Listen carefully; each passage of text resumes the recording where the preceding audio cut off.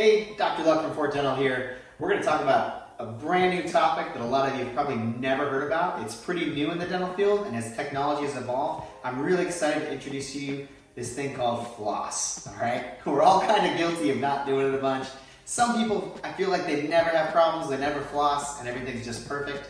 They're the lucky ones. For most of us, flossing is going to do some great things for our teeth and great things for our gums. And even if we're not having problems, it's going to keep those things at bay, all right? So the number one thing it's going to help with is any food particles, any bacteria, any tartar, any plaque that gets in between your teeth. You could brush all day long for 5 minutes, 10 times a day. We could switch mouths, but if you're not removing that mechanically, actually scraping the sides of your teeth with your toothbrush, that stuff's going to stay in there.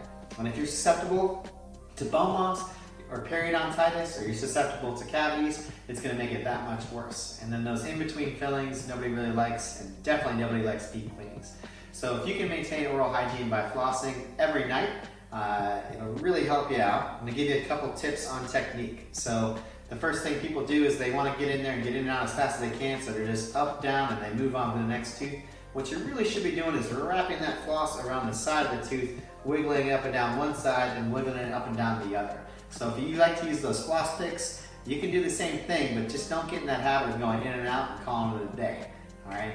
Well, what about this? My gums always bleed when I floss. So the bleeding is caused by a small infection from bacteria underneath the gums that the floss will actually get rid of. So I challenge you to try flossing for 2 weeks in a row, every single night, and then you can come show me a picture or talk to me if you're still bleeding, because I won't believe you.